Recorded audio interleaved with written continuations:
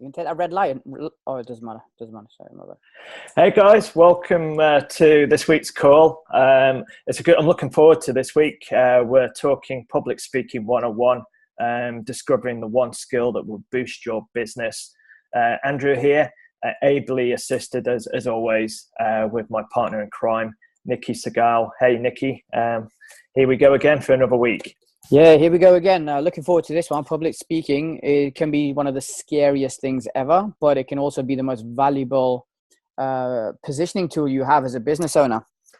So improving your public speaking skills, I would say is probably one of the most critical skills in building a business.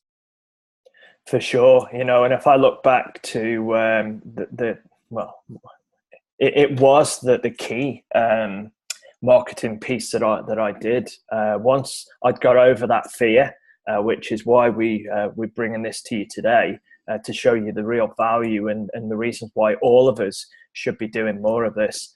But once I understood that, and I got it plugged in using my virtual assistant to source and find me speaking gigs on a monthly basis, I was getting all the leads I needed, primarily from getting to speak to these groups. But of course, there was other bits like referrals, which we discussed about before, and strategic alliance partners. But key public speaking 101. I agree with you there as well. When I look back at really like what's developed my personal training business and also this business, it has been actually getting on stage and actually talking to people. When I say stage, it doesn't have to be in front of like 500 people. Sometimes there's only 5 people there, but you're kind of positioned as the expert straight away when you're standing up and delivering a speaking gig. So like I said just before, this has got to be one of the most critical skills that I've ever had the opportunity to learn and get better at. And as Andrew was saying just a minute ago, it's amazing like how many people don't do it. But actually, it's like any other skill. Once you start doing it, it doesn't feel so bad, and you'd be amazed at how many leads and how many prospects and how many clients you can actually get from just simple talks.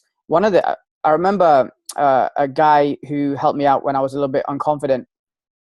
And he goes, listen, you teach like 30 people in a boot camp, right? So you're public speaking anyway. So there's no difference between what you're doing in a boot camp and actually just presenting on stage. And when I thought of it like that, it kind of changed my mindset a little bit. And it kind of took away a little bit of the fear I had about public speaking. It actually was. I was doing this all the time, right? Anyway, but it was just teaching exercise instead of like talking to them about nutrition or lifestyle or something like that. So yeah, the way you think about things can make a huge difference as well. They certainly can. Look, and I was going to say a similar story in that, I was running my boot camps. There was 30 people in that. And when I transitioned from doing one-on-one PT to doing the boot camps and realizing I needed to project my voice so it was louder so more people could hear, talk louder, talk slower so that people could understand what I was saying.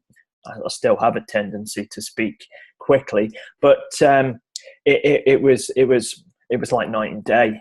Suddenly the penny dropped, and I was talking to somebody a couple of weeks ago, and they were fearful of talking in front of a whiteboard, yet they were perfectly comfortable in doing the workshops and running boot camps. So we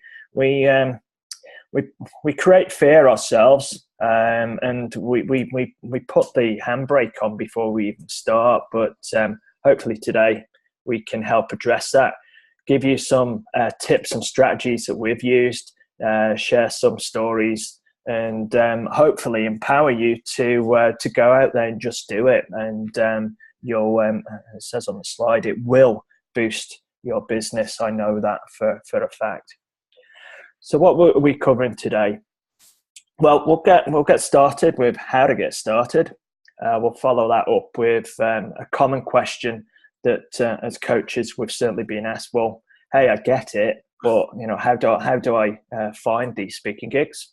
So we'll go through some tips, suggestions there. Then a key on how to improve your speaking ability. As Nikki said, it's a learnable skill. Even the best started out pretty poorly and would have been scared for starting out. So we'll get to improve that side of things for you. I'll certainly give you the tips. Then we'll look at confidence in speaking, which follows on from 3. We've outlined, and these are in the October edition of the newsletter that you'll be getting in the coming days. We've outlined 8 steps to public speaking success. Key aspect of it, how to position prospects for the sale. Nikki's got some key points to go over on that side of things. And I've got a little story, a confession, if you want, of a post-event follow-up. It's critical to follow up. The fortune is in the follow-up, as they say. So we'll go through, as I say, I've got a little horror story of my own to explain there. So hopefully you don't make the same mistakes, and so on and so forth. So we want to start from the very bottom, work our way upwards. So how do you get started? Do you want to go through this element, Nikki? Yeah, so you know what? Confidence is normally the biggest issue for, I'd say, about 95% of people for not doing public speaking. Most of you guys probably really good at what you do. You know your stuff inside out, but for some reason you just don't want to get up on stage or even on a webinar to discuss what you need to discuss to kind of position yourself as the expert. So the first thing I say how to get started is, what's the quickest way you can build your confidence? And for me, it was setting up presentations and workshops with my client base that I already had, because I already knew them. I feel comfortable. I felt confident speaking to them, and they were very short. They were like 15-minute workshops, they wasn't very long. But then the more I did that, the more confidence I built, and I just step by step grew it. That 15-minute workshop soon went to 30 minutes, and like, once, as you probably know, once I get talking, I just don't stop, right? So it's just getting over that fear. 30 minutes quickly turned into an hour. 5 people soon turned into 10 people, and so on and so on. So the first thing to do is think about baby steps. And if confidence is an issue for you, then start with a small group with people you already know, maybe your clients, and just go through an educational type workshop rather than a sales workshop. And once you feel a little bit more confident in what you're delivering, then maybe move up to like a cold audience, which we'll come into in a little while, how to find these gigs. But that would be the first way I would recommend you get started. A little bit like how you teach your clients how to do squats or getting them into an exercise class, right? They're fearful. How do you build their confidence up to continue on with exercise, right? They actually have to do some exercise, and they got to feel comfortable in the environment they're in before you can start to advance them to higher levels of exercise, more intense exposure. It's no different delivering a presentation. For sure. And I think back to the very first talk I did, I guess, and it was in the workshop format. It was on nutrition. It was whilst I was still a gym instructor, and well, actually a personal trainer working in a gym, but I was on the floor in the gym, and I had gone around. I think I was anyway. I will put it. I was the new trainer on the block, and I needed to get myself out and about. So I was talking to members. I had a little a survey that I ran, which took them 2 minutes to go through, just a little checklist. It was guiding them or positioning them to think about nutrition and the importance of nutrition, and inviting them to a free little workshop that I was doing. 8 people turned up. I was petrified, got through it, survived it. 3 people were interested to learn more, and they became clients. So that got me going on that side within the gym environment. And similarly, outside of that was through a strategic alliance partner, and we'll talk more about finding bits gigs in a bit. It was a similar thing where I was called in to talk. It was a small group to start with, and Nikki says, like, talking from the stage, that's a term that we use, and ultimately and quite possibly you will stand on a stage down the line, but don't let that hold you back. It can be in a room with just a handful of people. It could be 3 people, but you deliver good value, and they've invested their time to listen to you. You've got that time to build value, to build a rapport, to build a relationship. And I don't know a quicker way in doing that than in this format. Yeah, I agree with you. And one of the things which is really important when you're doing a public speaking gig is to kind of be clear of what the purpose of your talk is.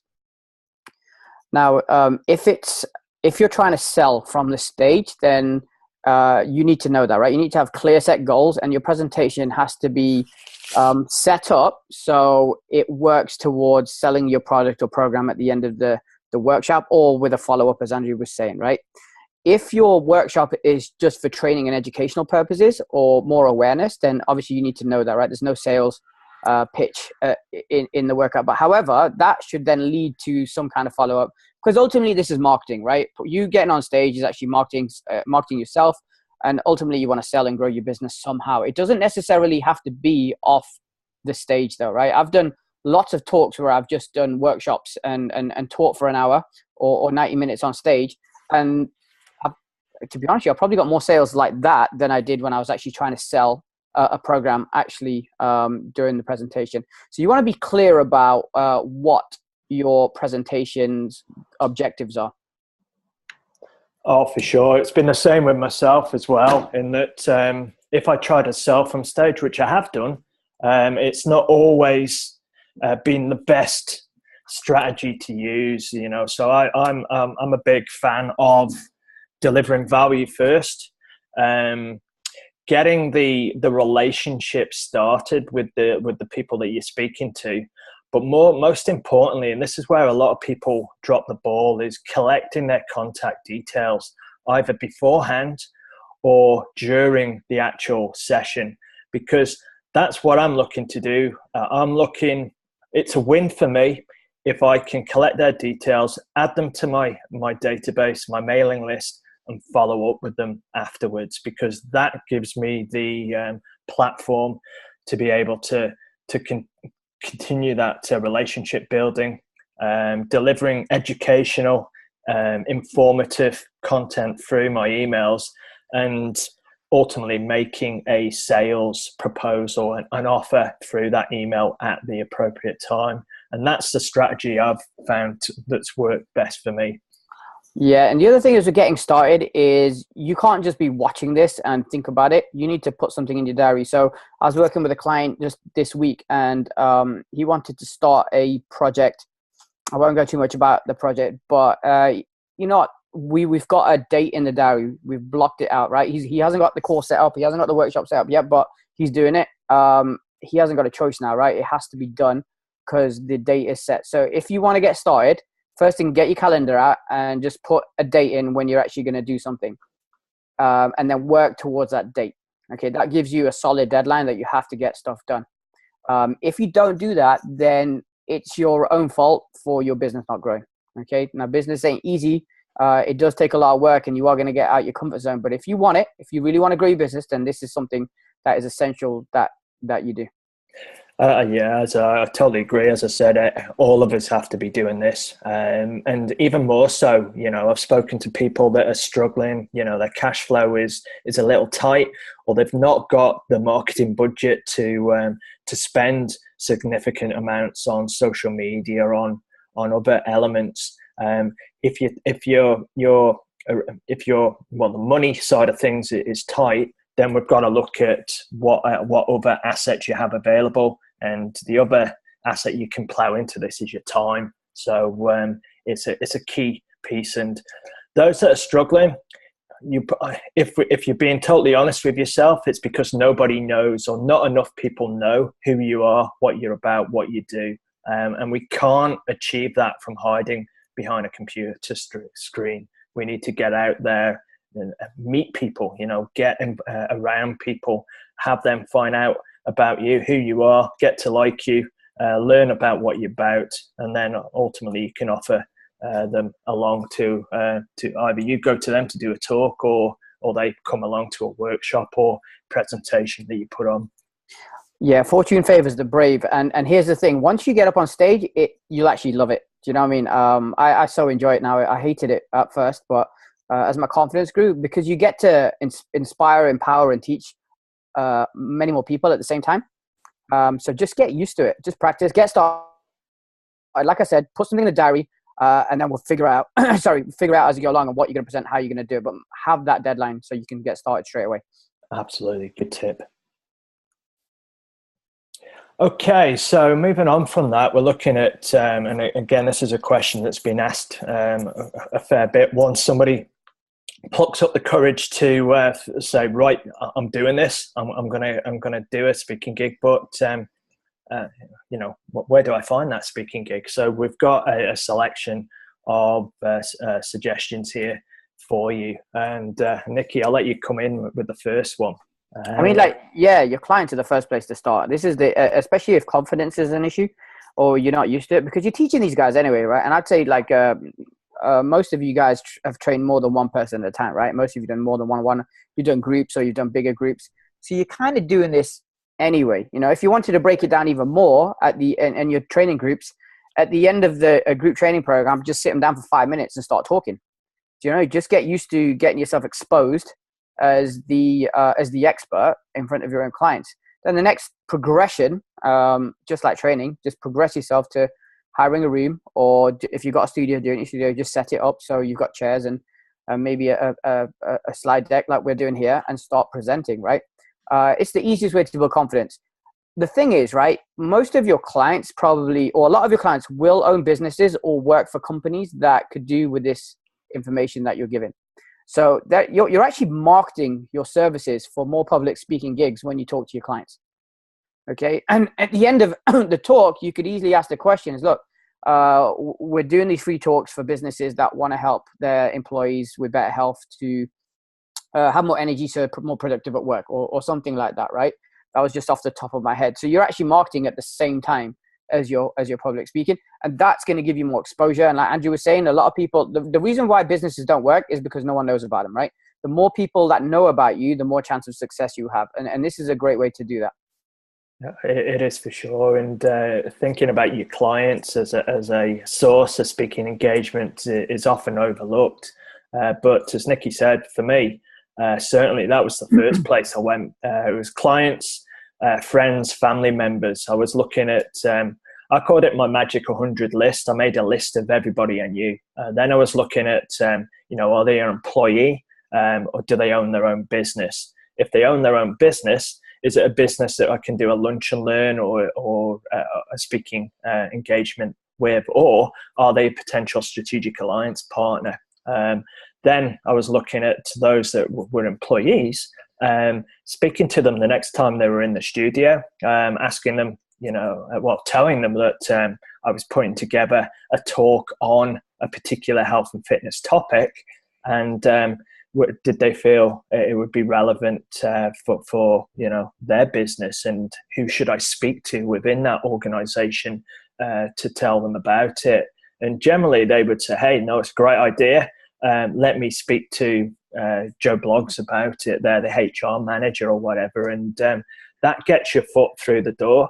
And then, as Nikki says, you've got an opportunity, certainly within the speaking engagement or post the event, of them inquiring or you pitching a corporate wellness proposal or whatever you deem relevant. And it was that very strategy that got me my first corporate wellness gig through a client. Went to speak to I don't even know if they still exist now. It was the Bank of Scotland, and then from there we were able to put together they're just surviving, Andrew. They're just surviving. You know what, talking about corporate wellness, I had the same same thing with a client who worked for another business which is near my studio. They wanted to do they hired us out for the whole day, and that was worth $2,500 for us. And it was just simply because she was exposed to one of my talks, and she just she went back and spoke to boss, should we do this for our staff? They said yes, and that was one day $2,500. Do you know what I mean? I never really delved into the corporate market that much because that wasn't my model. But if you think about that's a lot of money for one day, right? And it all came off through a client through a public speaking event.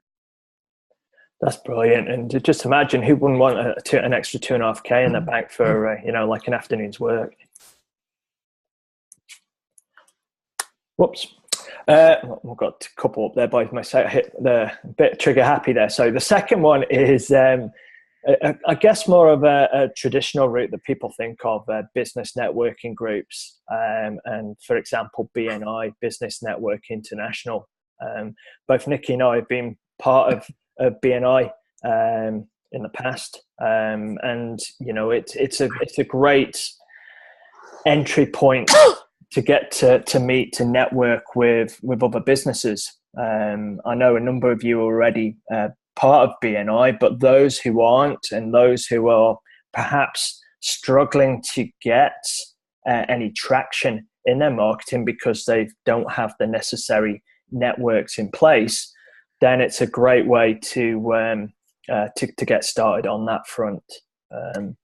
Do you remember the first time you went to BNI, Nikki, and your first? Yeah, I remember, man. I was so scared. I was scared shitless, really, to be honest with you. They make you do a 30-second, as a visitor, you got to pitch your product for 30 seconds. And then once you become a member, you get 60 seconds. But it's scary, man, because you're in a room with everyone looks really businessy, right? And it's like you as a trainer, you almost come in your training gear. What I did the first time I went, and I quickly changed that to a more formal dress. But it was scary, right? But one of the things that I think BNI develops business owners in so many ways, But from a public speaking point of view, just having to talk to new people and networking, and then actually having to find a 60-second pitch where you're actually not selling your product to the room, but you're teaching them how to sell your product to their network. It kind of teaches you how to prepare a 60-second elevator pitch in a different way. By about week 6 or week 7, you get so comfortable with it. You get so comfortable with talking to complete strangers that massively carries over to other kind of speaking gigs. So I'm a huge fan of BNI. But it has, with BNI, it does have a life cycle. There will be a point where it just kind of doesn't work. So for me, it was about 2.5, 3 years, and you almost have to look for other BNI groups or meet new people.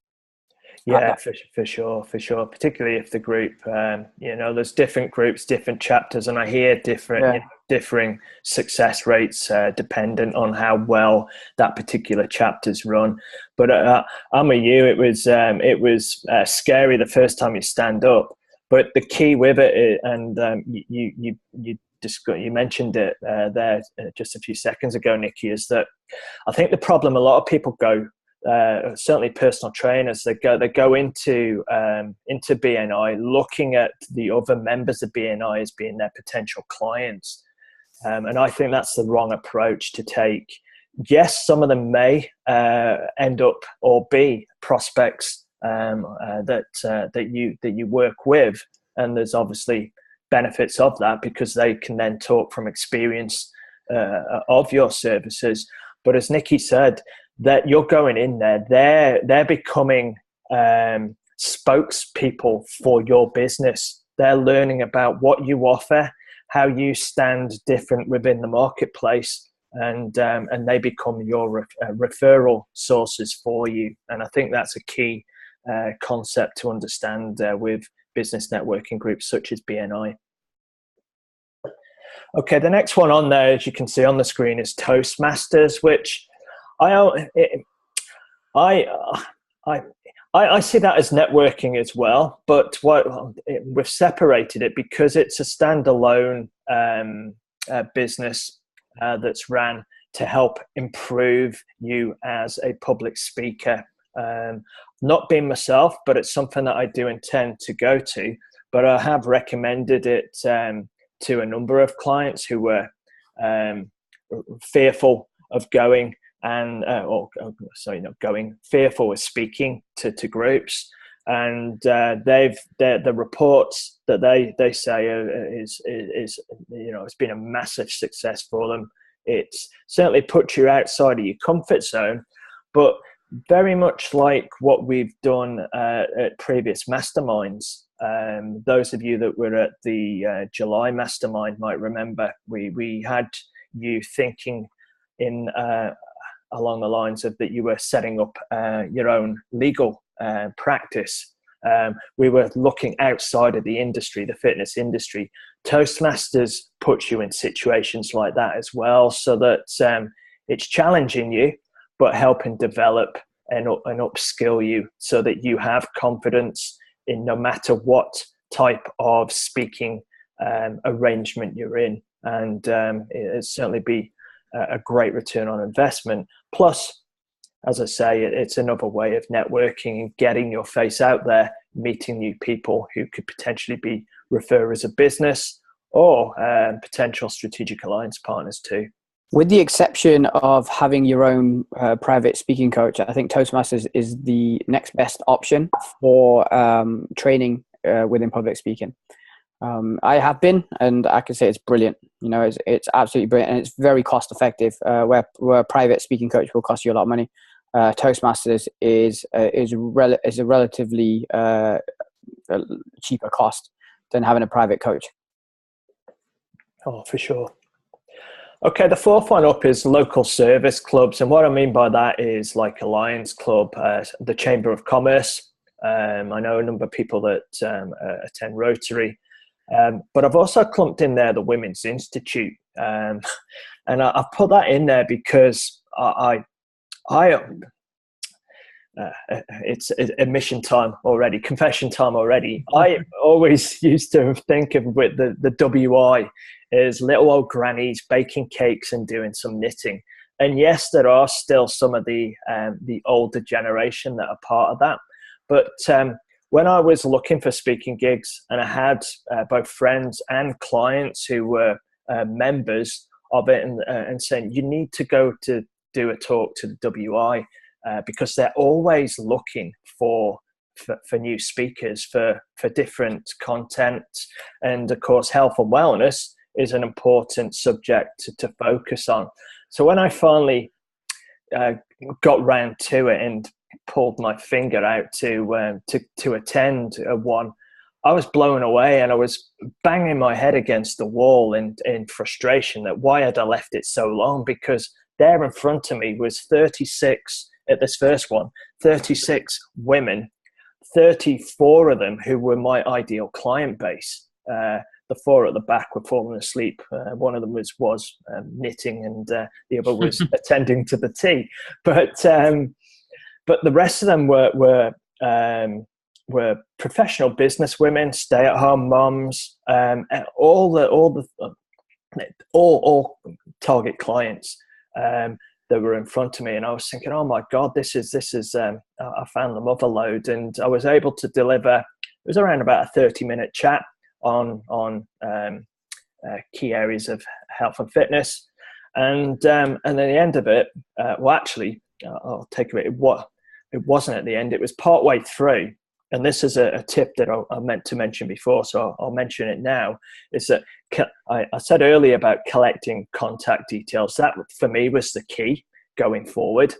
And I found that if I left it to the end of a talk, a lot of the time, particularly if we'd ran close to the time frame of the length of the talk, people had to get off and elsewhere, and they would ask for my business card. That great talk. Can I get your business card? I can get back to you. I'd lost control of the situation there, and they were well-meaning. They meant to get back hold of me. They took my card, but as we know, life gets in the way, and the card gets put in their wallet or purse, forgotten about, or in their bag, or filed away somewhere, never to be seen again. So rather than leaving it to the end, I developed the strategy in that I would say halfway through, right, guys, we're ahead of time or whatever, I would say, and then say, look, there's a lot of great content I want to share with you, but as a thank you for turning up tonight, I want to send over to you tomorrow a copy of the slide deck that we're going through, and I've got a little thank you gift, a free report, which I'm going to pop in via email to you as well. So if you can just take a couple of minutes to fill this form in, and I was handing out a form where it would be name, email address, and phone number. I'll collect that from you, and we can continue on for the duration of our chat tonight or whenever. And that way, I would get the majority, if not all, of everybody's contact details. And as I said, I followed up with them with a thank you, and then I attached a copy of the slide decks and either a handout or whatever it might be. So I knew that I'd accomplished what I'd set out to do, which was to collect their contact details. Yeah, I'm very similar. I totally agree with you. I kind of, as I'll show you a bit later on in the webinar, I used to give, it was more of a workshop, and I would get the audience to write down their goals, what their problems were, and what help they needed to go forward. So they were writing, they were selling themselves, right? I was just asking the right questions. And at the end of it, it would be the name, email, and telephone number at the bottom, and I would get them to hand in the sheets at the end. So that's how I would collect the details. You know, as Andrew was saying, though, health and fitness, everyone wants to know more about health and fitness. Sometimes we forget that because we live in this world all the time, but a lot of people out there don't. So it's such a popular subject to talk about. Everyone will want your services if you just let them know that you have the service to offer. And obviously I agree, but even more so these days, I think there's that much information out there, and I've had conversations with studio owners and say, well, hey, people can get the information online. Yeah, of course they can, but will they? No, they don't. They don't. You know, so and there's that much, they get confused. Look, as a professional, we get confused with the contrasting reports that you get to see, and you have to sit down, read through it, break it down, and then look behind the words to realize what's going on. So the general public haven't got a hope in hell to do that. So I feel it's even more important that we were able to generate these speaking engagements so that we can get correct information across. As Nikki says, position yourself as the expert, collect their contact details, and then build a relationship and rapport with them. Okay, number 5 is something I've kept it on here because I've seen success with it in the past myself, and I know that a couple of people have had success fairly recently with it, and it's meetup.com, which is an online presence. Actually, Meetup was created before Facebook, so Facebook has sort of superseded it in a way, and of course now we have LinkedIn and other social media platforms, but it's still in most places, well, certainly in major cities and towns, it has a significant appeal for people to set up their own groups. And this is where a lot of people drop the ball, is that they think that, well, yeah, you have to actually set up a group to join. But that's not the real power I see in it. It's using it as a search tool to find groups within your area that you can then contact the organizer of that group to recommend your services, to say, hey, I do talks on health and wellness, and I'm looking for groups who might be interested for me to turn up to one of their upcoming events to do a 20, 30 or whatever time frame talk to the group. Would that be of interest to you? And more often than not, they were, because as I said, these organizers, they're struggling to think of content for their meetups, for their group meetings. So if they've got somebody offering to take some load off their hands, then they're usually biting to take you up on that offer. So we said, like, step 1 is really, if you want to get started, block out a date in your diary. So this is when it's happening. Step 2 is to select the type of opportunity you're going to use to find a gig. Is it going to be your clients, business networking, Toastmasters, local service clubs, meetups, or any other format, right? But just write that down. So when you leave this webinar, you have a clear action plan on what you need to do to get this going. Absolutely, it's a good bit. And, we've put these in a relative order of what we feel is a priority. And hey, you know your clients know you. So that for me would be your starting point, but you've got the other options there as well. Oh, sorry, there was one more. Strategic alliance partners, of course, business partners that you work with, be it dentists, physios, chiropractors, nutrition stores, and so on and so forth. Right, moving on, how to improve your speaking ability. Do you want to, we've got a picture of Richard McCann up here. Do you want to talk through our story on how we met Richard and what we learnt from him on that great day? Yeah, sure. So as I was saying earlier on, like a public speaker, if you have a speaking coach, and obviously that is the best type of training you can have. If not, Toastmasters is great.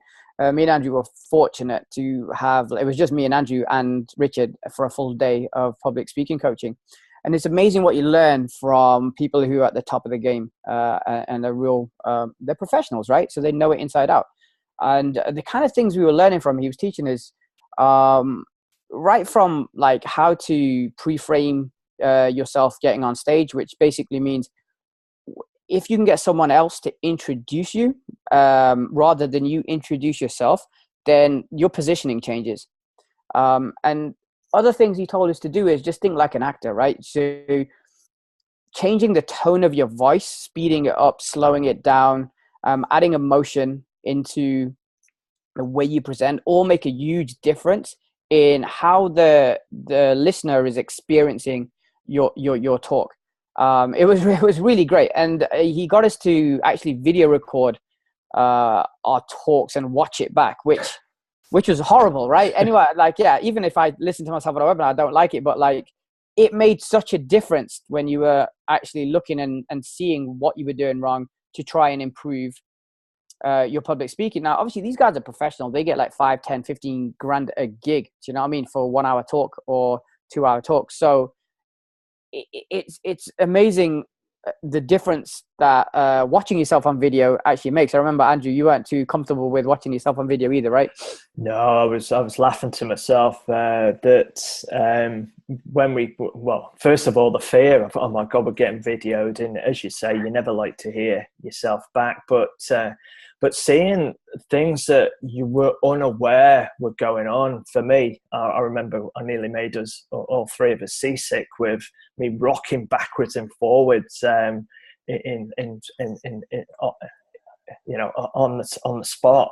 So Richard was saying, right, we need to plant our feet firmly and don't overuse your hands hands are important to reiterate something or to express something, but don't use them consistently, because it becomes annoying, it becomes distracting, and it becomes worthless. So there was a lot of key things, as you said, paying attention to your own body language, move occasionally, stride confidently a couple steps to the left, to the right, point, talk to your audience, engage with them through chatting to somebody directly, getting their eye contact, and so on and so forth. So it was interesting, I guess, watching it back. But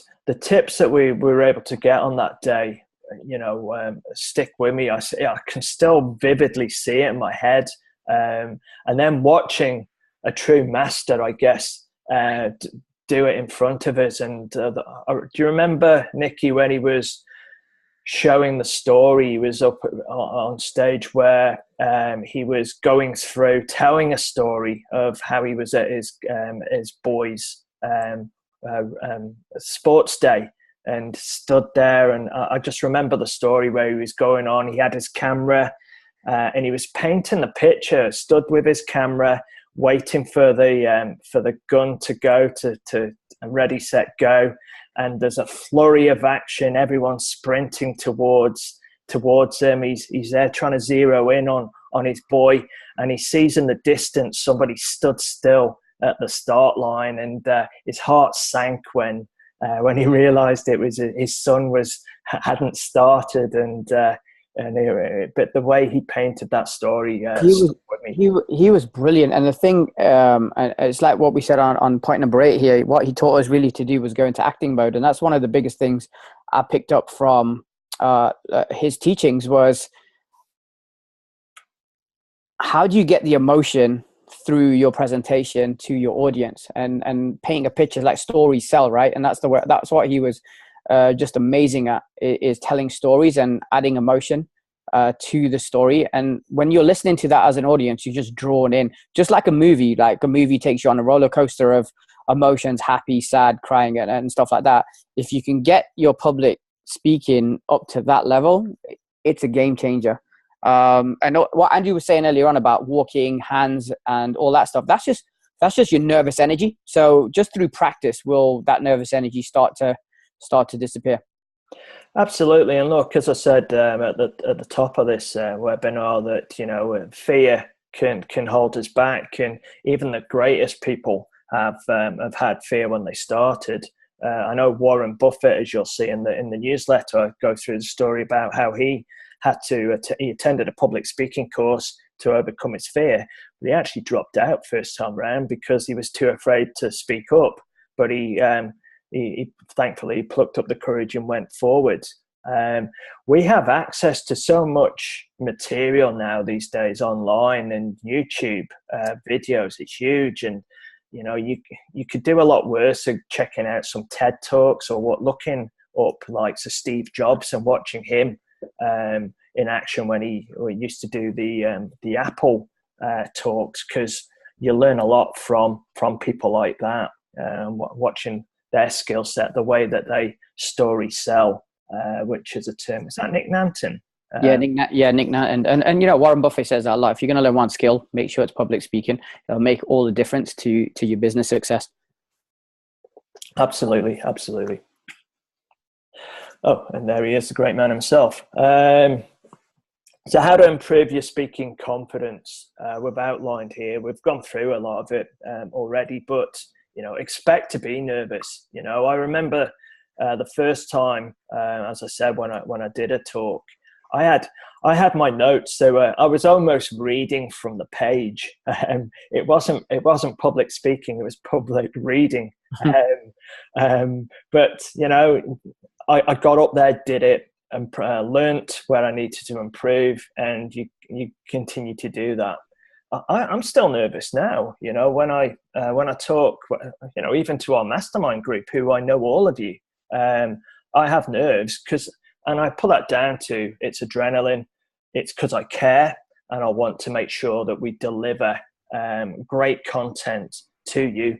But I embrace the nerves now. In fact, I would be worried if I wasn't nervous, because I would question, have I got the passion in there to do what I'm doing? So expect to be nervous.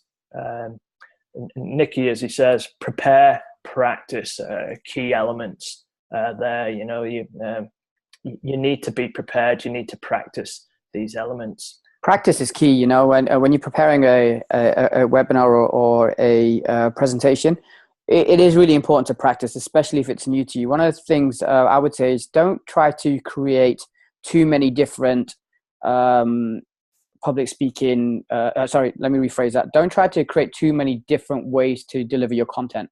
Okay, if you use the same slides and use the same presentations, you get better at that presentation. We showed Richard McCann earlier on. He delivers the same presentation almost every time. So he gets super good at that same presentation. If he was to have, I'm sure he'd be great anyway, but if he was to deliver new content every time, you'd have to kind of learn how the audience responds to different jokes, different ways he's trying to get his emotion across. When he's doing the same thing over and over and over again, you kind of learn a lot quicker. And for me personally, that's what I did. I used the same presentation over and over and over again, and I just got better at it. And with that, my kind of sales went up because I wasn't having to reinvent the wheel every time. Yeah, for sure. I've included one, number 4 there, breathe, because I remember certainly definitely the first time and the first couple of times, I guess as the audience grows, you take it up a level, and when you're speaking to say 200 people and you are on stage, that can be if that's the first time you've experienced that, that can be as fearful as talking to 4 or 5 people in a small room. But I found that my speech becomes faster, and I forget to breathe, and so it's important to slow down. Be confident, because so long as you've put in the preparation, you've practiced it, and you know the content, and you begin to breathe normally, then your calmness ensues, and you're able to deliver a compelling, educational, informative, and fun talk. And I guess number 5 comes in with number 3 there, really just rehearse. And I guess the key here is number 6, focus on your audience. Look them in the eye, talk directly to them, engage with them, bring them into your production. If we think about the, your acting ability on that side of things.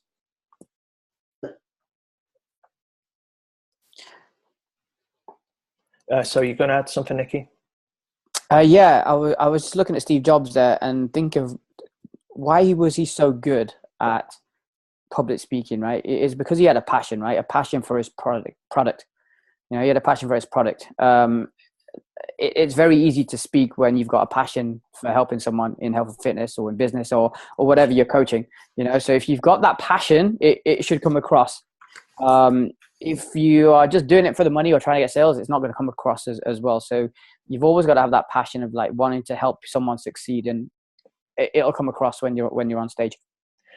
Yeah, and if you get it right, which is why we selected this slide, is that you're going to get that standing ovation. And, there's nothing better for getting appreciation for the work you've put in. And I've no doubt that you'll get that if you've done the preparation, you've practiced, and you delivered accordingly. So here's our 8 steps how to do that. First one is build rapport with the audience. Get them on your side, and that's a lot easier to do, obviously, with a smaller group as opposed to like a 200 or whatever plus audience. But the tips I would give there is that you were there beforehand, and as people filtered into the room as they arrived, I was going over and chatting with them, getting their name, just asking them questions. So finding out a little bit about them so that I could bring that into the conversation, so that when we're talking through things, I could bring in, hey, Mary, when we were talking earlier, you mentioned that you've tried on numerous occasions to lose weight. You've tried the Atkins diet, you tried Weight Watchers, had some limited success, and so on and so forth. So you can bring them into the equation, get them talking as well, so that there's a two-way conversation going, as opposed to you just talking directly to them.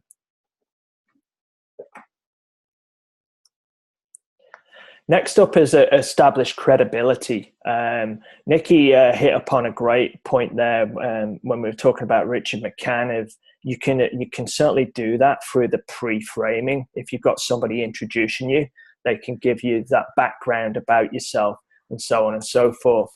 If you can't do that, then generally within your presentation, if it's relevant, you can bring in success stories. If there's a client or somebody in the room, you can obviously have them comment. You can also do an about me slide, so giving any pertinent information there. If you've been featured in any media, obviously establish that. So that was one of the ways I used to do that if you didn't have anybody introducing. And I know that you used to do that as well, Nikki. Yeah, I was fortunate enough to be in a book. So I always had that book with me when I went on stage, and I would always offer, I would just kind of, we talk about building rapport, so I'd just throw a question out there and I'd say, look, anyone who gets this question right gets a copy of my book. So straight away, that was my way to establish credibility. Because if you're an author, then obviously they're going to see you very different than if you're not, right? So that was huge.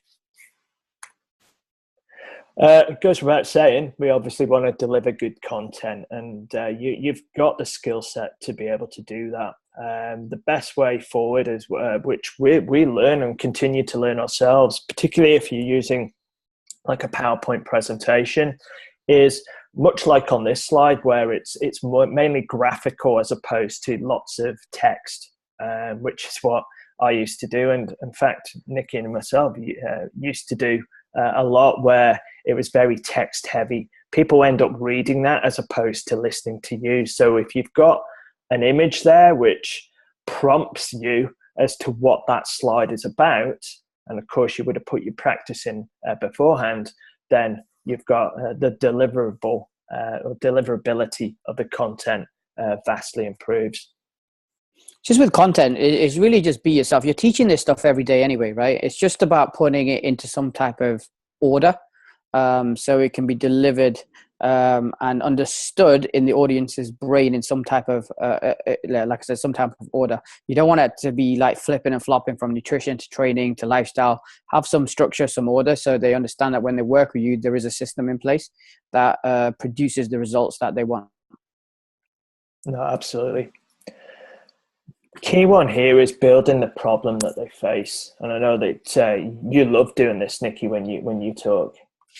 Yeah, this works every single time. So the way I did this with a workshop, I had a 30-minute workshop that I used to deliver a lot, and I'd have a pen and a worksheet on every seat, and I would go through the slides, and I would get the audience to work with me through the workshop. So some of the main questions are, okay, tell me what your goals are, and like most people don't know how to set goals properly because they just I want to lose weight or I want to get healthy. So I just break that down and say, okay, so how are we going to measure that? When's your deadline? And then the other questions would be like, what have you tried so far? Why haven't you tried it?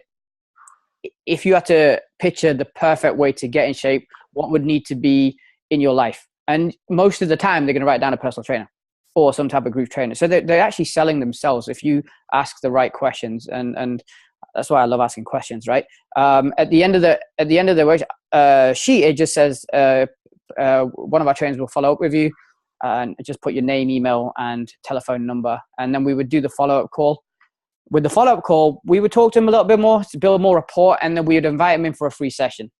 Okay, we wouldn't sell; we just give them a free session. So they would come in and they would do the free session. That allowed us to build more rapport, more trust.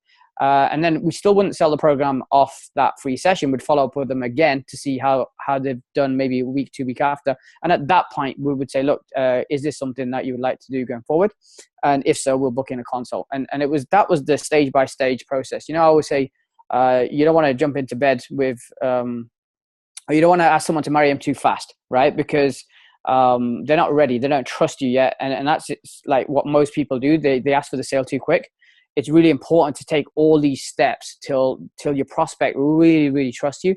And it's much easier to get the sale that way. The problem is everyone wants things yesterday and they miss steps, and that causes a lot of loss in potential clients. Yeah, we've sort of gone through the other elements there. We've obviously built the problem and then show them how you can solve that problem through the deliverable and having them come in to try your services. Big thing as well is obviously sharing client success stories.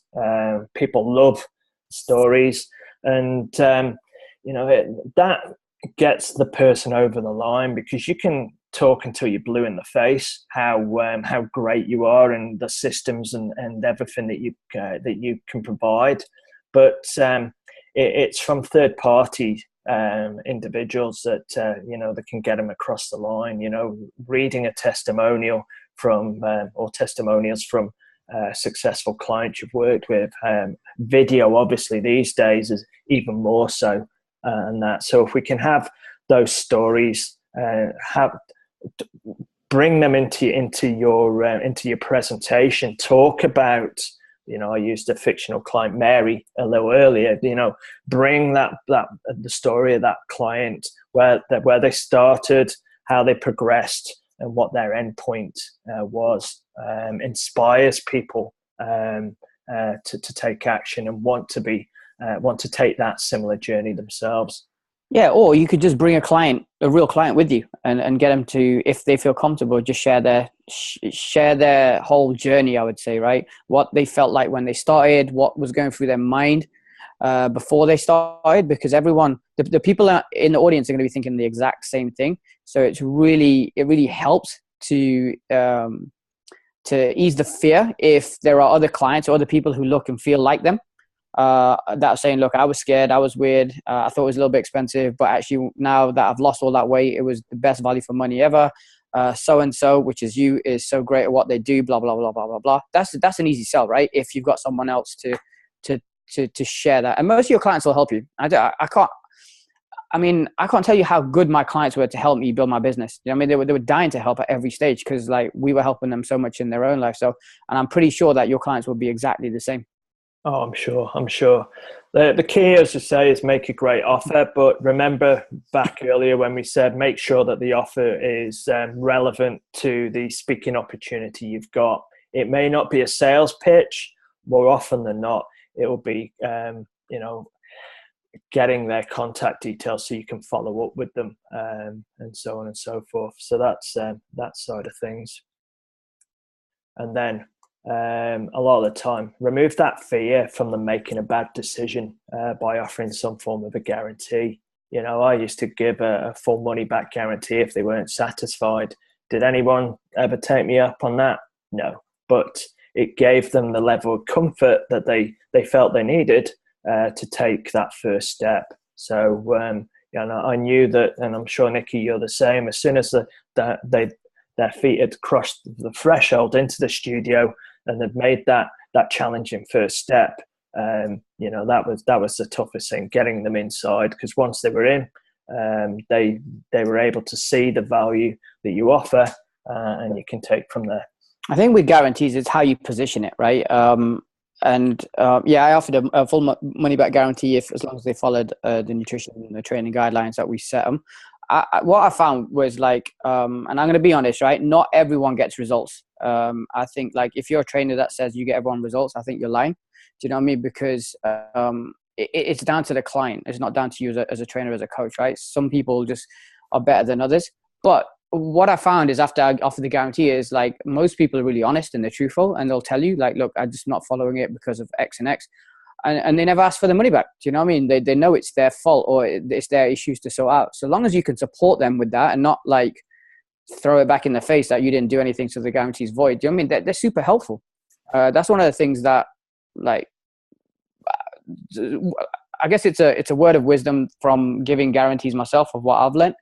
That I didn't have to give back a single payment for lack of results, simply because I empowered the clients to take responsibility for their own results, I guess is the best way I can put it.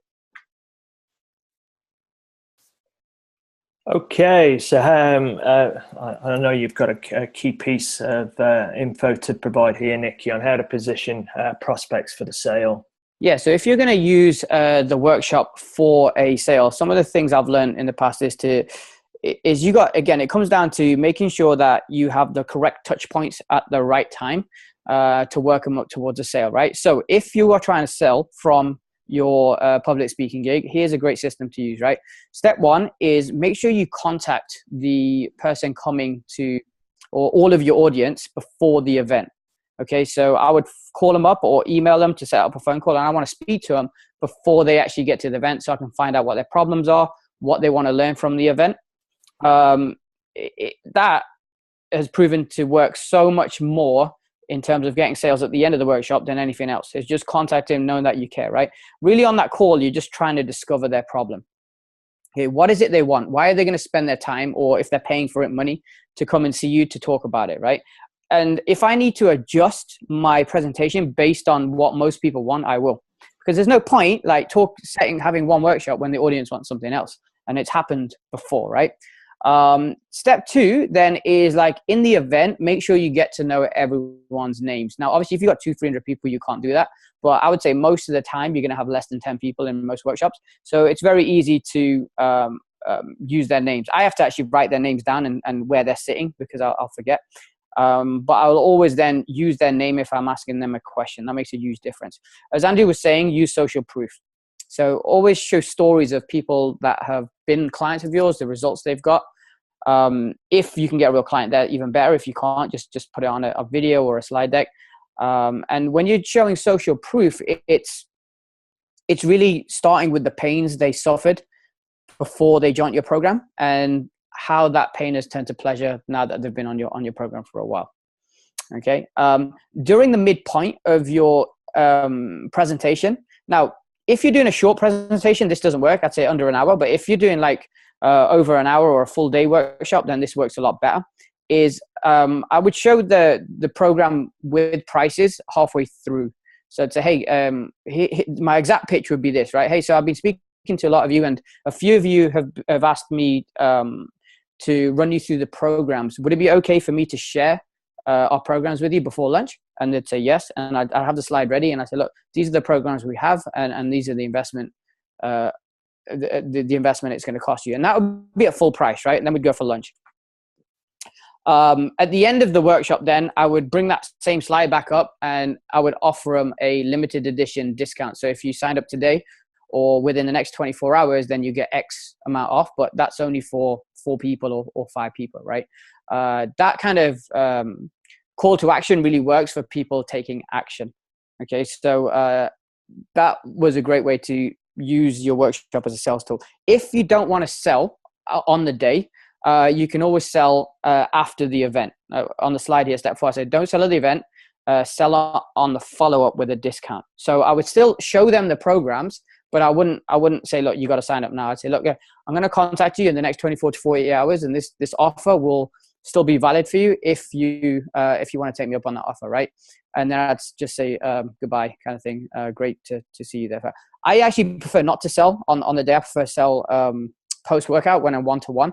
But I have done both. And if you're really good at sales, then it's probably better to sell on the day on the presentation.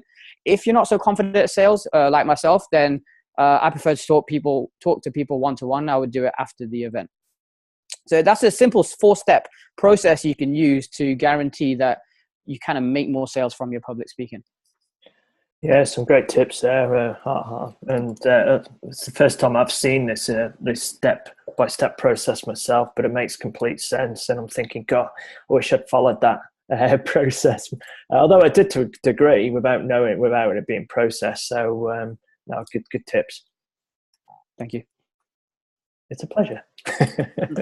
Right, confession time. Right, post-event follow-up, guys. I can't stress how important it is to follow up with these folks. As Nicky said, he was touching base prior to, but also afterwards as well. And I wanted to share a quick story with you about, I'll put a key mistake there. It was a massive mistake I made back in the early days. And it goes back to, it's actually that Women's Institute chapter I mentioned where I did the talk. The talk went really well. There was about 26 or 30 odd women in attendance, and delivered the 30-minute talk. There was a 5 or 10-minute Q&A afterwards, and I'd collected all their contact info, and I think about 7 of the ladies requested immediate consultations for the services I offered. And from that 7, there's about 4 or 5 of them that signed up as clients.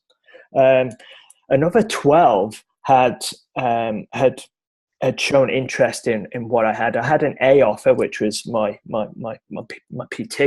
The B offer, if they weren't ready to take action there, perhaps I hadn't built enough value in what I was offering, or maybe there wasn't enough trust. The relationship hadn't been formed to the level that they felt comfortable with, but they were still intrigued enough to learn more.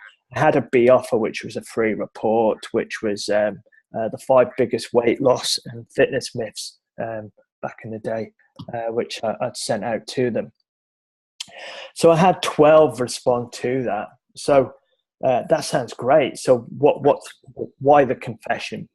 Well, embarrassingly enough, when I got home, it was late. Went and grabbed my tea, and stuffed the 12 sheets with those names in my drawer in my home desk, and there they sat.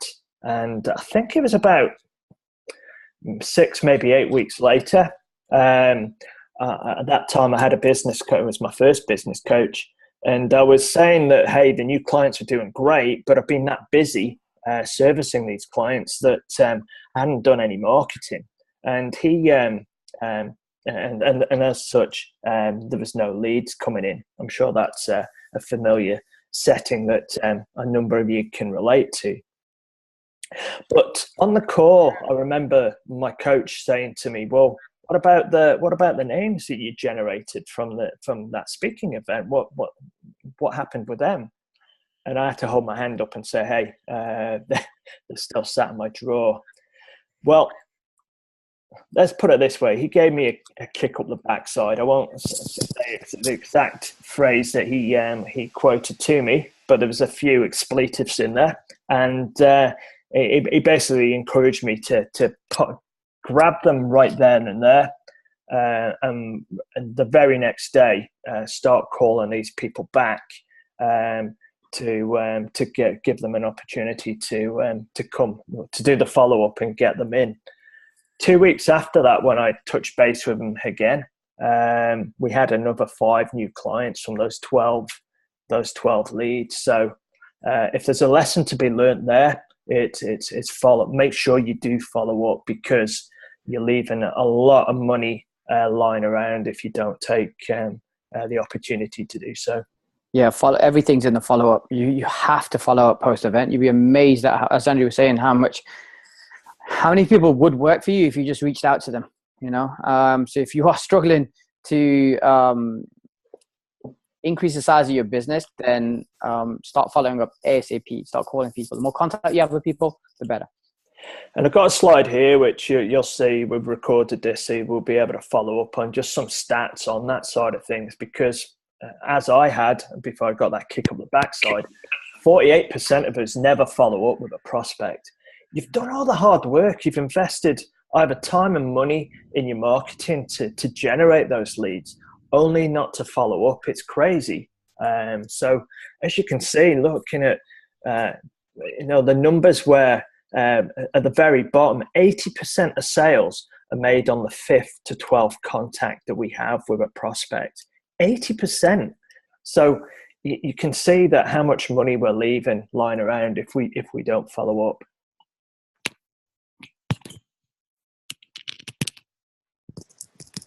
Yeah, I totally agree with you there, and it's all in the follow up. It certainly is. And look, and if you put these steps into play, guys, the sky's the limit. Get on that rocket and ride the heck out of it, because you can really, if you're struggling for leads, struggling to increase your revenues, follow the steps. Block that time, as Nikki said, get a time in your diary, and let's look at working to get your first speaking gig up and running. The only way to get better is to practice. The only way to get better is doing it. No amount of teaching or training is going to help you if you don't actually get out on the field and do and play the game, right? So make that date, follow the steps, and give us some feedback on how you're getting on, and watch your business grow. Absolutely. So any questions, guys, ping us, put a note in the Facebook group. We can answer that. Send us an email to Andrew or Nikki at lifestyle180.co.uk. But let's make this happen, because we know from experience it works, and it works incredibly well. Yes, you can be fearful of doing it. Hopefully we've explained that, just get off your backsides and do it. We know that you'll get the rewards from it, and the sky's the limit. Good stuff. All right, guys, that's us for today. Thanks, Nikki, again as always for the call. Always a pleasure to partner up on these. And guys, we'll speak to you all very soon. See you later. Bye bye. Bye for now.